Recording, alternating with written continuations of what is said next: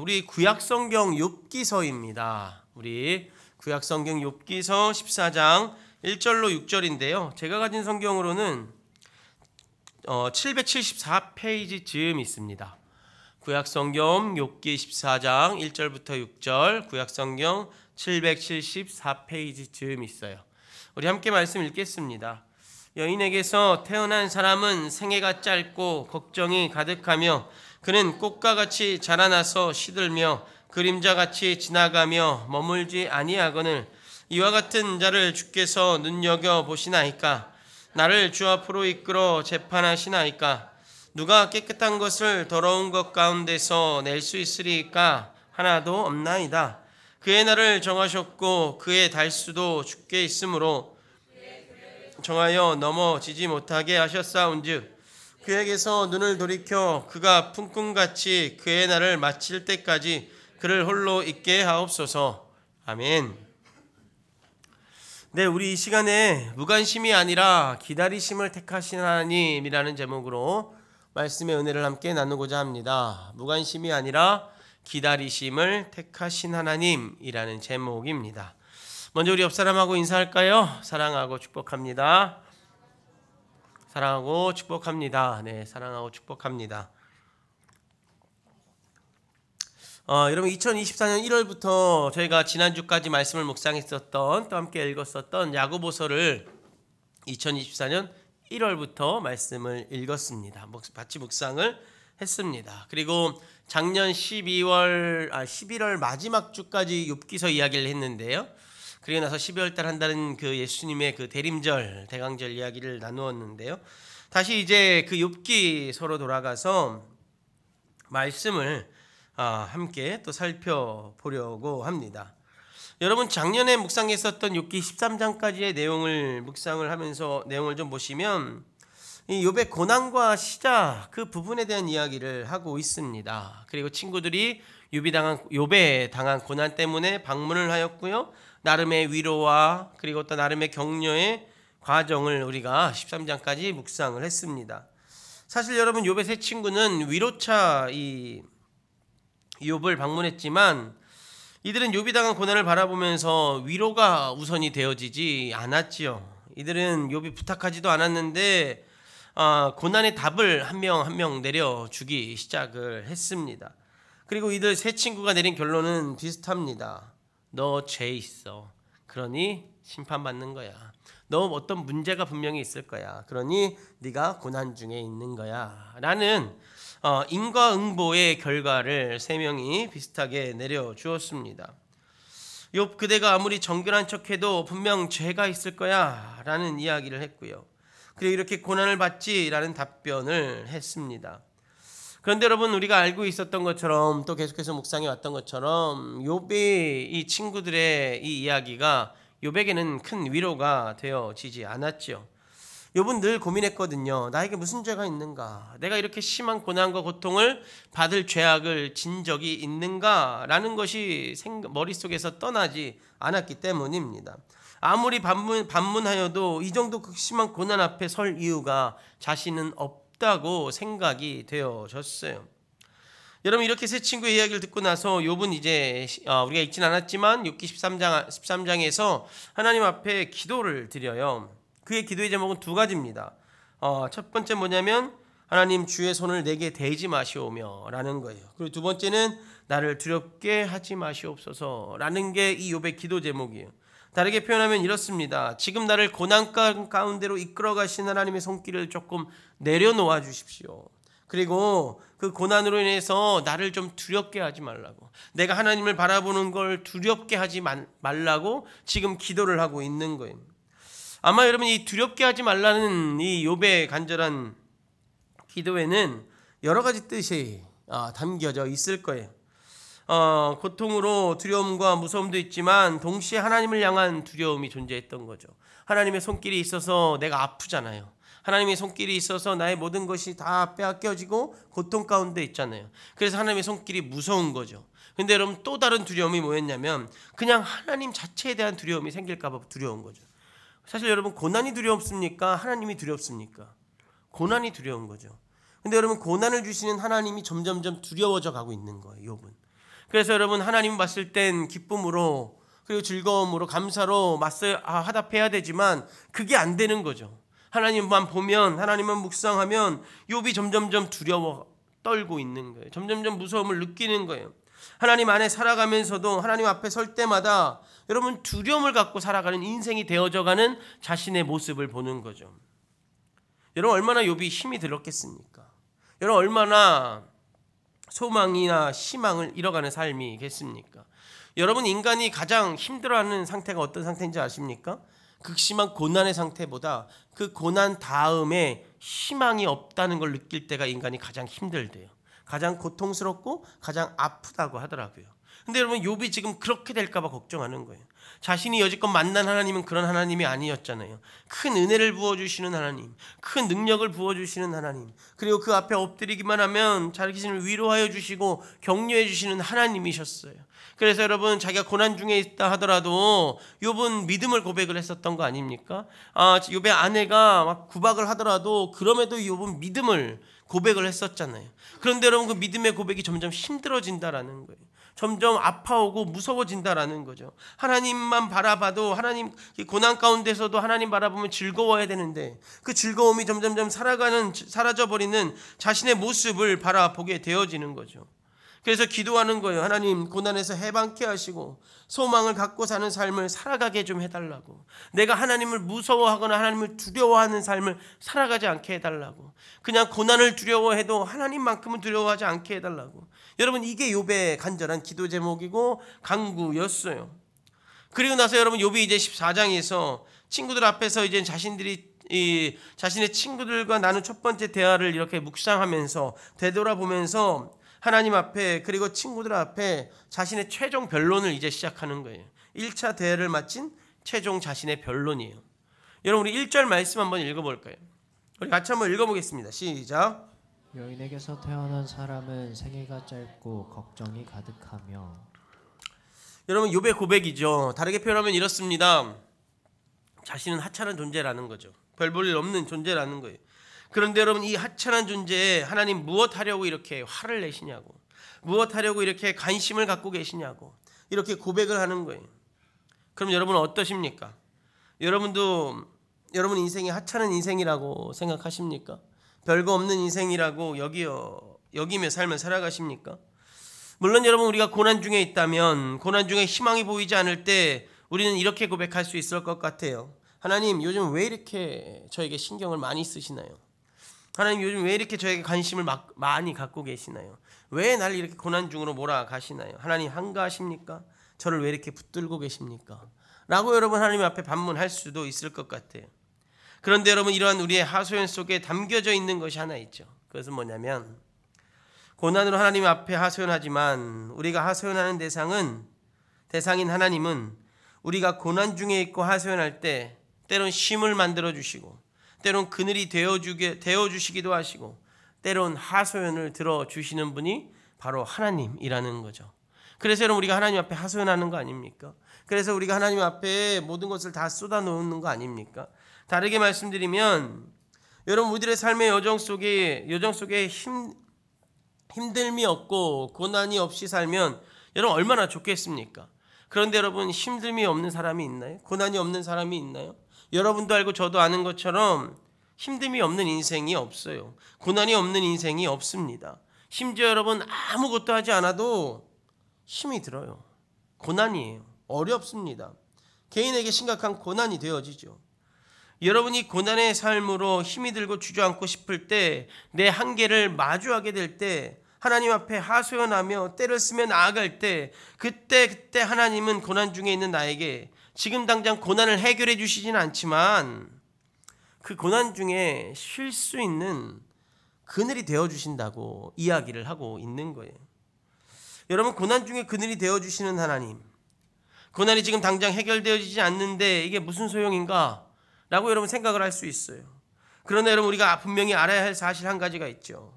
그것은 뭐냐면 그늘은 인간이 만들어내지 못하는 인간의 한계를 뛰어넘는, 즉 여러분 우리가 표현할 수 있는 단어로는 은혜밖에 없는 자리가 바로 그 그늘의 자리라는 거예요. 다시 말씀드리면 우리가 힘들고 고통이 있고 아픔이 있을 때 하나님의 고난을 찾아가면 그 고난, 하나님의 그늘을 찾아가면 그 그늘에서는 하나님의 은혜를 누리고 하나님의 은혜를 맛볼 수 있다라는 거예요. 왜요? 그 그늘은 인간이 만들어낼 수 있는 곳이 아니기 때문에 그래요. 그 그늘은 오직 하나님만이 만들어낼 수 있는 자리이기 때문에 그래요. 여러분, 그런데 그럼에도 나와 함께 하시고 그럼에도 나를 붙드시고 무엇보다 나를 위해 그늘을 만들어주신 하나님 바라보며 나와 동행하고 계심을 체험해야 되는데, 그런 삶을 살아가야 되는데 우리가 참 그런 삶을 살아가지 못하는 삶을 살아가죠. 내 앞에 문제가 있고 어려움이 있으면 그 문제부터 보기 급급하고 그 문제부터 해결해 가기 급급한 우리 인생을 살아가고 있다라는 거예요. 내 앞에 근심하고 걱정이 있다면 그 걱정부터 어떻게든지 해결해 보려는 그런 생각이 앞서는 인생을 살아가고 있다라는 거예요. 여러분, 질문 한번 해보겠습니다. 여러분이 혹시 그러면 그런 건 아닌데 여러분 혹시 어디가 아파요? 그럼 여러분 만약에 아파요. 어딘가 아파. 여러분 신체 부위 중에 어디가 아파. 그리고 여러분 하나님 앞에 기도할 때 어떻게 기도하십니까? 하나님, 나 이거 낫게 해주세요. 나 이거 아픈 부위 낫게 해주세요. 여러분 이렇게 먼저 기도하지 않습니까? 해결을 먼저 요구하면서 하나님 앞에 기도하지 않습니까? 근데 여러분 욥은 아니라는 거죠. 욥의 고백은 아니라는 거예요. 욥의 고백은 그런 게 아니라 하나님의 그늘을 좀 찾아가 보라는 거죠. 해결을 먼저 앞세우지 말고 하나님의 뜻을 먼저 좀 앞세워 보라는 거예요. 아니, 하나님의 뜻을 앞세우기보다 하나님을 먼저 찾아가 보라는 거죠. 하나님이 서 있는 그 자리를 찾아가서 나아가 보라는 거예요. 사랑하는 성도 여러분, 여러분 삶에 혹시 힘이 드시나요? 이해가 되지 않고 참 고단한 삶을 살아가고 계십니까? 내가 무엇을 위해 이렇게 살아가야 하는가? 아니면 나는 무엇을 위해 살아야 하는가? 여러분 고민되는 인생을 살아가고 계십니까? 어쩌면 이렇게 여러분 내 생각으로 답이 없을 상황일 때, 그때 여러분 답을 찾아 헤매기보다는 나에게 만들어주시는, 나를 기다리시는 그 그늘을 찾아가 보는 우리가 되기를 소망합니다. 그래서 여러분 그 그늘에 좀 기대어서 앉아서 그럼에도 나와 함께 하신 하나님을 좀 먼저 만나기를 소망합니다. 그것이 여러분 하나님의 일하시는 방법이기 때문에 그래요. 답을 요구하지 마십시오. 답을 먼저 달라고 광고하지 마십시오. 나를 기다리시는 그 하나님을 찾아가시라고요. 답을 달라고 요구하실 때 하나님은 여러분 무관심하다고 원망하잖아요. 하나님 왜 나에게 답이 없습니까? 하나님 왜 내 육신이 치유되지 않는 겁니까? 하나님 왜 내 앞에 시험이 해결되지 않는 겁니까? 여러분 우리 이렇게 하나님 앞에 간구하잖아요. 그때마다 여러분 하나님 어떻게 하십니까? 보통 무관심을 느끼지 않습니까? 어떤 말씀도 어떤 응답도 하지 않으실 때가 참 많아요. 여러분 그러지 마시고, 여러분 시험과 환난이 있을 때, 어려움이 있고 문제가 있을 때 나를 기다리시는 그 하나님의 그늘 아래로 한번 찾아가 보라는 거예요. 나를 기다리고 계시는 하나님이 만들어 놓으신 그 그늘 밑으로 들어가 보라는 거예요. 그게 여러분 하나님이 일하시는 방법이라는 거죠. 무관심이 아니라 나를 기다리시며 내가 쉴 수 있는 자리를 만드시는 하나님이시기 때문에 그래요. 여러분 우리는 문제가 급할 수 있어요. 그런데요 하나님은 내가 급할 수가 있어요. 무슨 말인지 이해가 되시나요? 나는 내 시험이 빨리 해결되는 게 급하죠. 고통이 해결되길 원하고 어려움이 해결되길 원하고 관계 문제가 해결되길 원해요. 이게 너무나도 급하죠. 근데 여러분 하나님은요 내가 급할 때가 있다고요. 고통으로 쩔쩔매는 내가 하나님 앞에 달려 나오기가, 하나님 앞에 먼저 서는 것이 급할 때가 있고요. 어려움으로 막 탄식하며 살아가는 내가 탄식보다는, 그 어려운 문제보단 그냥 내가 하나님 앞에 먼저 서는 게 하나님이 먼저 급하실 때가 있다라는 거예요. 근데 우리는 그렇지 않죠. 무조건 나부터, 무조건 내 문제부터, 무조건 내 시험부터 해결하려고 하는 거예요. 해결하려고 하는 그런 경향이 우리 안에 참 많이 있다라는 거죠. 다시 한번 말씀드리겠습니다. 여러분, 무관심이 아닌 나를 기다리시며 내가 쉴 수 있는 자리를 만드시는 그 하나님을 여러분 꼭 기억하시기를 바랍니다. 여러분 이게 하나님이 일하시는 방법일 수 있다라니까요. 여러분 이런 하나님 앞에 지금 고난 중에 서 있는 욥은 다시금 하나님 앞에 이런 고백을 하는 거예요. 여러분 우리말 성경으로 읽어보면 조금 쉽게 이해될 것 같은데요. 우리 15절 말씀입니다. 혹시 우리말 성경이 준비되었는지요? 우리 같이 한번 읽어볼까요? 시작. 주께서 불러만 주신다면 제가 읽어드릴게요. 이런 거예요. 주께서 불러만 주신다면 내가 주께 대답하겠습니다. 주께서는 손수 만드신 것을 간절히 바라실 것입니다. 라는 것이 15절의 우리말 성경입니다. 고난 속에 이 고난이 언제 끝이 날지, 어떻게 위로로 변하고 소망이 될까 알 수 없는 이 막막한 상황 속에서 지금 욥은 자신을 좀 불러달라고 요청을 하고 있어요. 이 욥의 요청은 마치 하나님이 만드신 그 그늘을 찾아가는 욥의 외침처럼 들려요. 하나님 분명히 그늘을 좀 만들어 놓으셨는데, 고난 중에 있는 나를 위해서 그늘을 좀 만들어 놓으셨는데 그 그늘을 찾아갈 수 없는 상황인 거죠. 그냥 마냥 아파하고 신음하고 있는 상황 속에서 그 그늘을 찾아갈 수 없으니 하나님 그 그늘이 좀 어디입니까? 하나님 어디 계십니까? 자신을 좀 불러달라고, 하나님이 욥에게 나 여기 있다라는 그 음성을 좀 들려달라고 지금 외치고 있는 거예요. 고난 중에 한계를 맞이하고 인간의 한계에 서서 인간이 감당할 수 없는, 오직 하나님만이 감당할 수 있는 곳으로, 그 그늘로 갈 수 있도록 자신을 좀 불러달라고, 내 이름을 좀 불러서 그 자리로 좀 나를 이끌어달라고 욥이 지금 요청을 하고 있는 거예요. 여러분, 우리는 이 욥의 요청에도 또 다른 한 가지 분명히 알아야 할 것이 있죠. 그것은 뭐냐면 인간이라는 존재의 본질적 정체성은요, 하나님과 분리되어서는 발견이 될 수 없다라는 거예요. 다시 말씀드리면 인간의 정체성은 하나님과 분리해서 생각할 수 없다라는 거예요. 왜 그럴까요? 하나님이 우리를 만드셨으니까, 하나님이 우리를 창조하셨으니까. 다르게 말씀드리면 인간은 창조 때부터, 그리고 죄를 짓고 세상 가운데 삶을 살아가는 과정 속에서도 하나님과의 관계를 무시하거나 또 놓쳐서는 절대 안 되는 그런 관계 가운데 있다라는 거예요. 죄 가운데 있더라도 하나님과의 관계를 무시하시면 안 돼요. 시험과 환난 가운데 있더라도 하나님과의 관계를 무시하면 안 돼요. 나를 창조하시고 나를 이끌어 가시는 그 하나님과의 관계를 절대 무시하면 안 된다는 거예요. 여러분, 욥의 모습을 통해서, 그리고 성경의 수많은 말씀들은 인간은 하나님을 떠나서는 존재할 수 없다라고 가르쳐주고 있어요. 하나님과 관계하지 않고서는 존재 자체 이유가 없다라고 성경은 우리들에게 일러주고 있어요.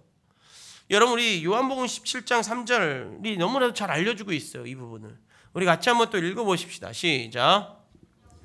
곧 유일하신 참 하나님과 그가 보내신 자 예수 그리스도를 아는 것이니이다. 여러분, 여기서 안다는 건 정보나 지식을 가지고 있다라고 말하는 것이 아니라 가장 깊은 인격적 관계를 맺고 있다라고 이야기를 하고 있는 거예요. 여러분, 욥이 자신이 인간으로 경험할 수 있는 그 끝의 고통 가운데 지금 서 있는 거죠. 그리고 그곳에서 그는 하나님이 알고 있음을 지금 드러내 보이고 있는 거죠. 하나님 앞에, 친구들 앞에 하나님 저 알고 있어요, 그러니 나를 좀 불러주십시오 라고 이야기하고 있는 거예요. 여러분, 그가 알고 있는 하나님은 고통 가운데 있는 나를 위해 그늘을 만드시는 분이 바로 하나님이신 거예요. 이 그늘은 나를 위한, 나와 동행하시는 하나님을 경험하는 자리가 되어진다고 욥은 알고 또 믿고 있는 거예요. 그리고 여러분, 욥이 알고 있는 하나님은 그 고통의 끝자리에 서서 그늘을 찾으려 하는 자에게 그늘을 발견케 하시는 하나님이라는 거예요. 다시 말씀드리면 이런 거예요. 고난 가운데 욥이 있어요. 정말 고난의 끝의 자리에 있는 거예요. 그 끝의 자리에서 서보니 하나님은 고난 가운데 있는 나를 위해서 그늘을 만들어 놓으셨다라는 거죠. 그리고 하나님은 그늘을 만들어 놓고 무관심하신 분이 아니라 그 그늘에서 내가 그 그늘로 찾아오기를 기다리고 계시는 분이라는 거죠. 그러니 나에게 좀 소리치러 달라고 지금 욥이 이야기를 하고 있는 거예요. 내가 그 그늘을 좀 발견할 수 있도록 하나님 좀 도와주십시오라고 이야기하고 있는 거예요. 여러분, 이렇게 이야기할 수 있는 이유가 무엇일까요? 그것은 뭐냐면 하나님과 인간과의 관계 때문에 그렇죠. 존재적인 관계 때문에 그래요. 절대 멀리할 수 없는, 멀리하고서는 불가능한 관계이기 때문에 그래요. 여러분, 하나님은 이 사람의 존재 방법을 알고 계셨고요. 욥 역시 인간의 존재에 대한 하나님의 절대적 필요성을 알았던 거죠. 그렇게 여러분, 욥이 고통 가운데 그 고통의 삶을 살아가면서도 고통을 주시는 분도, 그리고 그 고통 중에 그늘을 주시는 분도 하나님임을 알게 되었던 거예요. 그리고 그런 고난을 그 그늘을 찾아가야 되는 것도 알게 되었던 거죠. 욥은요, 그 하나님이시기에 그 고통 중에 한계 앞에 서서 하나님의 방법대로 욥 자신을 향한 무관심이 아니라 기다리고 서 계심을 고백하면서 내가 하나님을 좀 찾아갈 수 있게, 하나님 그 그늘로 나를 좀 인도해 주십시오 라고 지금 고백하고 간구하고 있는 거예요. 나를 기다리시는 하나님을 지금 바라보고 있는 거죠. 여러분, 영화 이야기로 말씀을 좀 맞추려고 하는데요, 여러분 브루스 올마이티라는 영화 보셨습니까? 그 짐 캐리가 나오는, 쉽게 말하면 짐 캐리가 신이 되어지는, 신의 능력을 갖고 살아가는 그런 이야기인데요, 짐 캐리가 주인공으로 등장하는, 그러나 그냥 쉽게 웃어 넘기기에 메시지가 너무나도 강력한 영화입니다. 여러분, 이 영화에서 짐 캐리는 그냥 지방 방송국에서 일하는 기자입니다. 지방에 이렇게 작은 행사들이 있으면 그 행사장에 찾아가서 이렇게 인터뷰하고, 이제 그 인터뷰한 내용이 그 지방 방송 뉴스 같은 데 짤막하게, 아니면 지역 소식을 전하는데 짤막하게 이렇게 나가는 그런 기자의 삶을 살아가고 있었어요. 근데 이 짐 캐리는 꿈이 있었죠. 네, 저 영화요. 이 짐 캐리는 꿈이 있었어요. 뭐 어떤 꿈이 있냐면 뉴스 앵커를 맡아보고 싶었어요. 우리로 말하면 그 9시 뉴스 앵커, 8시 뉴스 앵커를 한번 맡아보고 싶었던 꿈이 있었어요. 지금은 지방 소도시 다니면서 그런 취재를 하지만 앵커를 하고 싶은 꿈이 있었어요. 그런데 생각처럼 잘 이루어지지 않았어요. 힘이 들고 지친 인생을 살아갔어요. 그리고 심지어 부부 사이도 생각처럼 잘 이루어지지 않았어요. 아내가 친정을 가버리는 상황에 처해져 있었죠.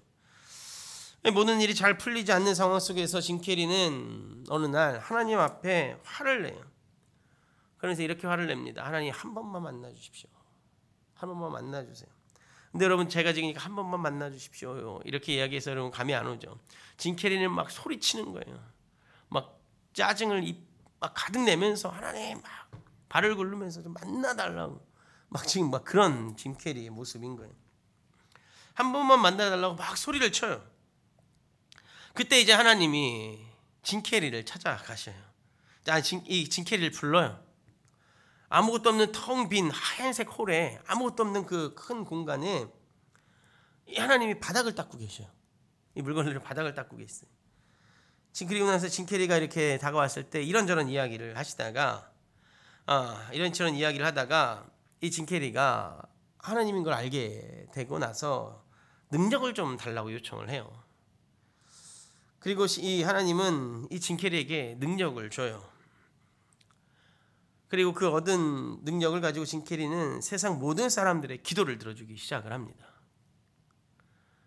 그런데 여러분, 얼마 되지 않아서 여러분 어떨 것 같아요? 여러분의 기도 제목이 다 이루어지면 세상이 아름답지 않을까요?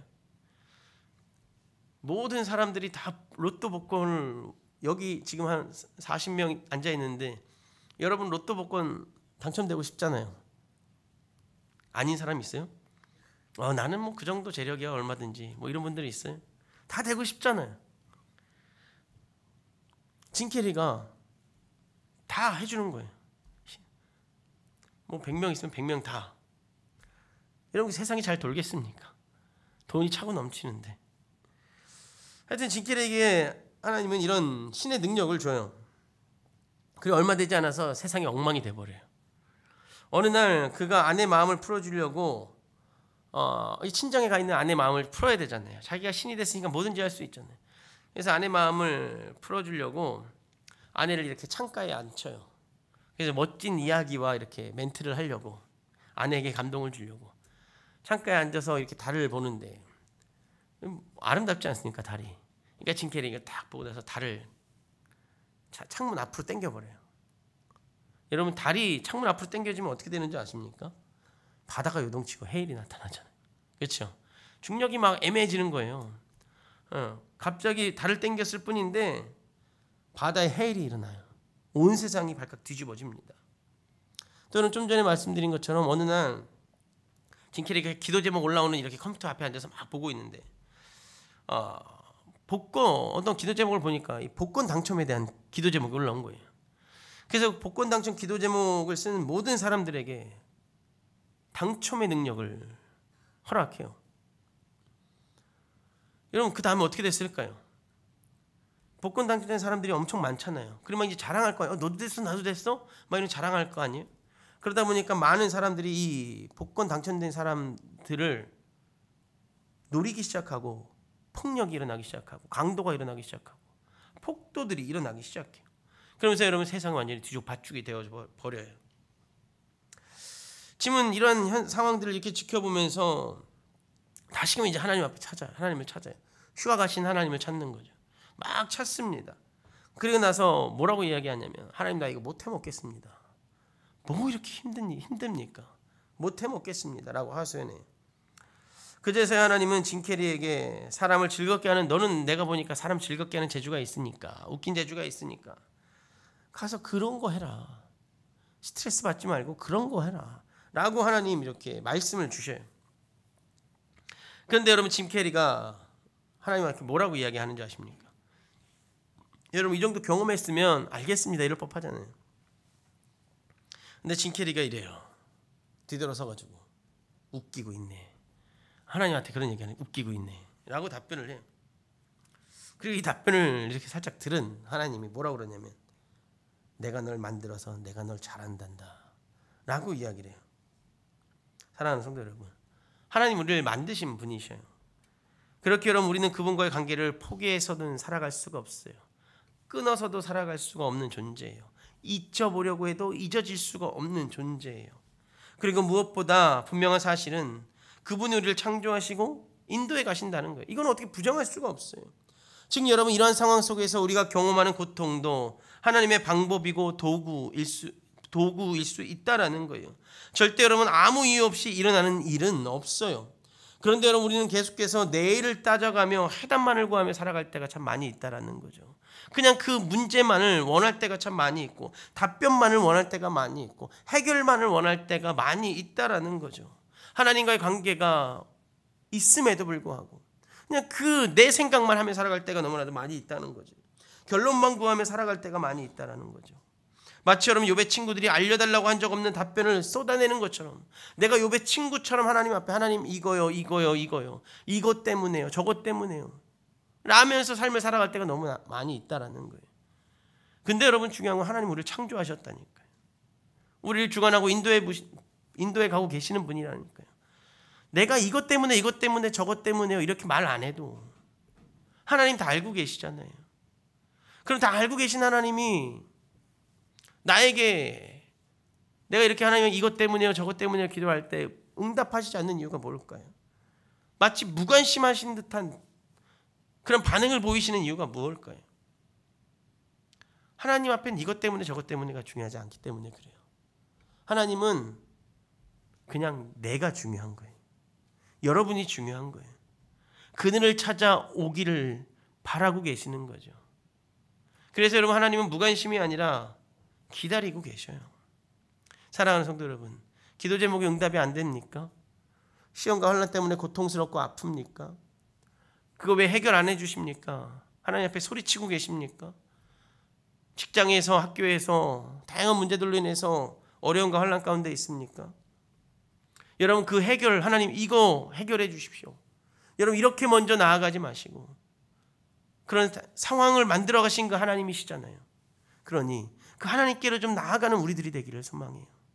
어떤 목적과 어떤 이유보다 나와 관계하고 있는 그 하나님의 뜻을 따라서 그냥 하나님 앞에 서가는, 그래서 그 안에서 그 그늘 안에서 그 그늘 안에서 하나님의 말씀을 듣고 응답을 체험해가는 우리가 되기를 소망해요. 사랑하는 성도 여러분, 때론 고난 앞에 해결책이 아니라 답변이 아니라 하나님이 만들어주신 그늘을 찾아보시는 것이 좀 어떠신지요? 분명 하나님은요 그 그늘에서요 나를 기다리고 계실 거거든요. 그리고 하나님은 그 그늘에서 분명히 나를 만나 주실 거예요. 그러니 여러분 앞서가지 말자고요. 답변이 아니라 하나님을 찾으십시오. 해결책이 아니라 하나님을 찾아 나아가길 바래요.